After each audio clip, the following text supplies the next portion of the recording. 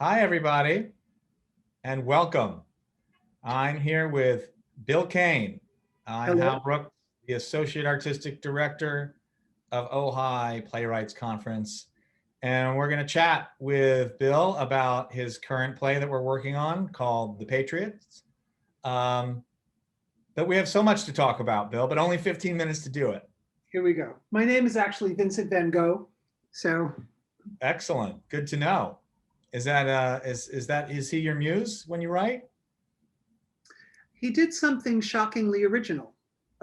That's one thing. And the other thing is he never sold a painting. So I guess he sold one. But that always moves me and inspires me. He kept going. And the other thing is he didn't have much talent. If you look at the early drawings, this is not a genius. This is somebody who painted himself into being a painter. And so, yeah, I have huge admiration for him. So an excellent reminder to look up and remind yourself that you are a genius and that you're constantly working on your craft. I at least do that. Great. I take inspiration anywhere I can get it. Want to talk about the play? No, I don't.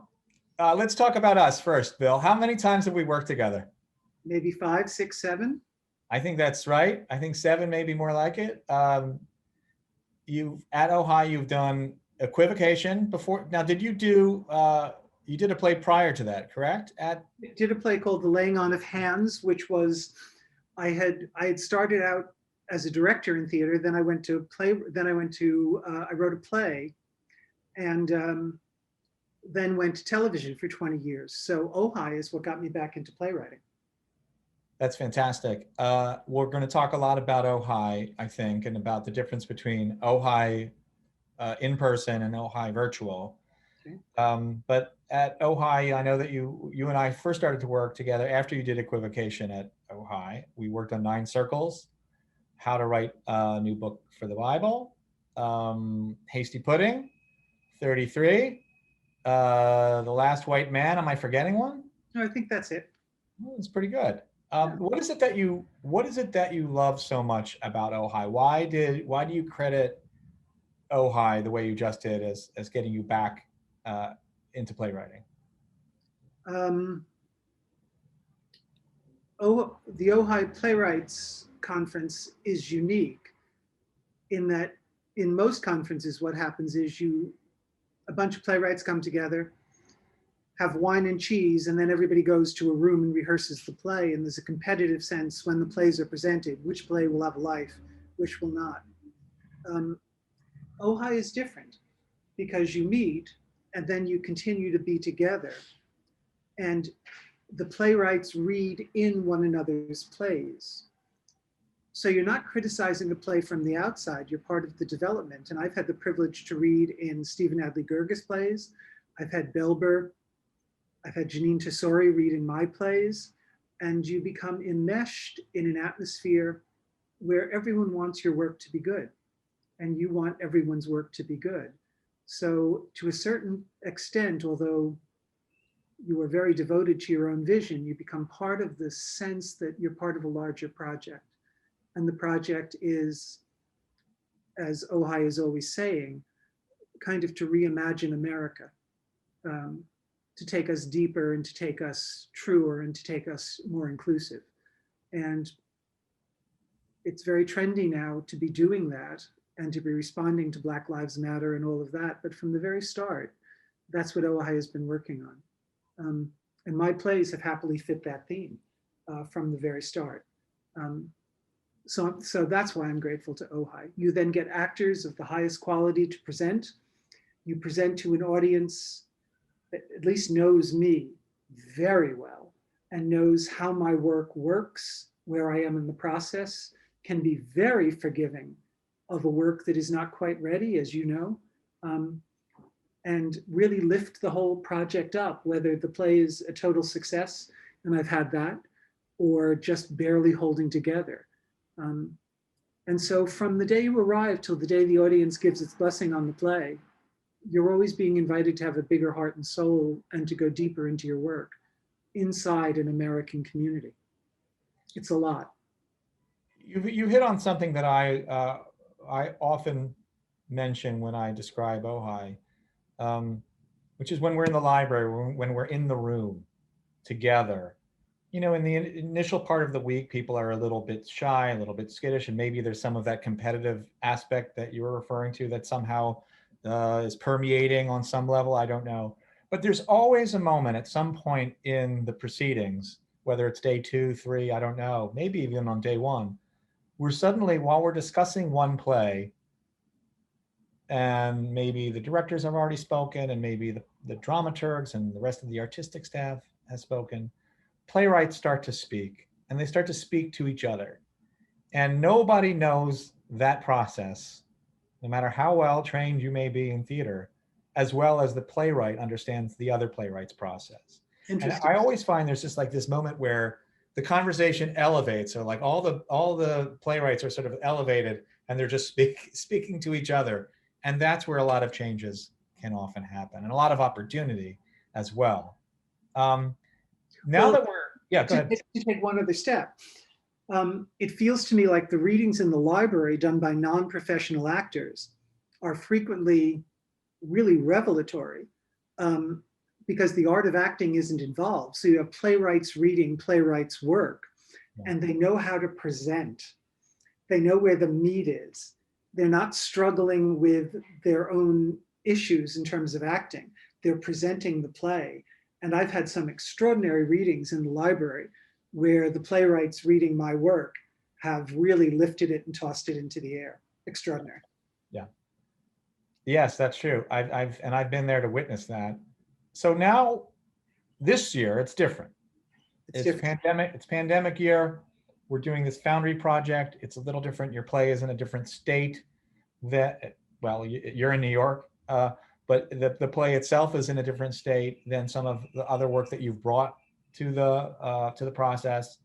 And we're apart. We're apart, and we're temporarily apart as well. We are not meeting every day for 2 weeks straight, or 10 days straight, or whatever the actual amount of hours it is in a row. We're doing it over the course of time. So we've met, we've heard every play at this point twice, or nearly twice, but over the course of 2 months, and 2 a week. So how does that make things different for you? It could be positive, it could be negative, but how has that been for your own process too? Well, the hardest thing for me is at Ojai, you're away. And you can say to everybody, I'm at Ojai for a couple of weeks, and all the demands of outside life disappear. Not one demand has disappeared while being at this Ojai. So I get up in the morning and the day starts, and I don't think about the play until we get to Ojai. And then Ojai sometimes feel like, oh my God, how am I going to do this? Which I never feel when we're all together. However, the upside, pandemic is a big thing. I mean, you know, it's like a world war. The whole nation, the whole world is struggling with something.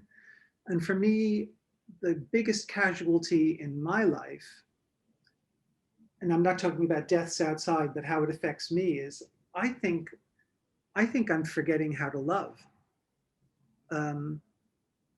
Because those long conversations that one has with friends over breakfast, over dinner, where you've dealt with all of the information because you've taken an hour and a half on that, and then you've dealt with political issues and whatnot, and then after a while, you begin to get into the act of pure presence, of just being with the other person. There's been very little of that for me for 6 months. But this year in Ojai, sometimes I enter that realm in the discussions where you forget everything else and you realize this young writer is trying to deal with who Antigone is, and you live there. Or how two people make God appear. Or with Luis, what would it be like for a group of very odd men to create a monastery? And the plays go on, and I become self-forgetful at a certain point and begin to enter that deeper place. And I begin to remember why I love theater, and why I love theater is theater reminds me of what it is to love. Well, it's beautifully put. in a sort of more mundane look at that same point, I miss the chatter. I miss being in a room and being able to look at you and not look at you like this, but look at you like that, look at you from the side. And two people can connect that way on something. And then you take it to the pool or you take it to the barbecue and you have that conversation. I was telling my wife one of the things that I miss so much about teaching right now. I mean, I am teaching, but what I miss is the chatter. Whoa. I don't know who that was. That ain't me. I have to excuse myself for 1 minute. All right, I'll just vamp. You there? Miriam, I'm in the middle of a meeting. Can I call you back in 15? Yes. Bye. The reason I had to take that is she's in Ireland, so I don't want to. I don't want to miss her call. That is our first international call during a Zoom session. But it's that I was telling her how much I miss the chatter where you pick up, oh, that's what the student did that weekend. And that's how, that's how you get to find out who other people, who they really are. And it's not just how they present, it's that other thing. And I guess, I wonder if, Also, go ahead, Bill. Also with that, there are two things. One is we've worked together so much that it's just a look that you need. And the look will be, got it, or help me, or not now, and all of those things we don't have in this format. But the other thing is, in a good year, you've got Terrence McNally and you've got the interns. So you have this age range and experience from people who are just dipping their toes in the water, to people who really are masters of their craft. And everybody has lunch together and dinner together and breakfast together.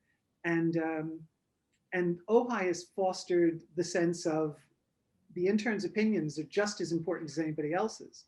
And we don't have that in this format. Not yet. I miss that. We only have a little bit of time, oddly enough. Is there anything that you want the Ojai audience to know about this play and what you're working on before they get a chance? Something I always try to tell, the thing I try to tell supporters of the place is they're always asking, did Ojai make your play better? And I go, yeah, it does, but that's not a tenth of it. What Ojai does is make the playwright better. Ojai creates not just plays, Ojai creates playwrights. And many of the playwrights who are vastly successful, including Terrence, said they came out of the experience reborn. So it isn't just a question of dramaturgy, it's a question of alchemy, where people being with people remind you of what you're doing, why, and they want to hear you. And that goes from the interns to the audience to the masters. And all of us being together is great. I missed that. With this particular play called The Patriots, we read it 2 years ago. It's about the kneeling protest, basically Colin Kaepernick's protest.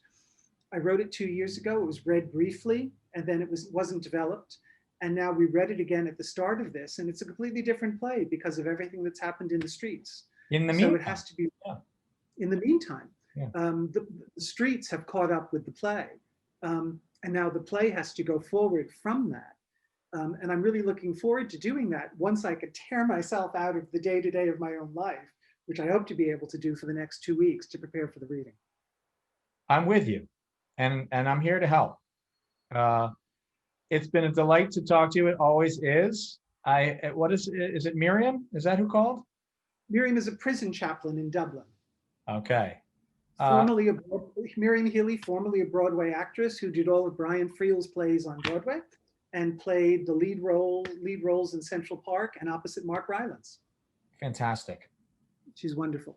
Give her our best.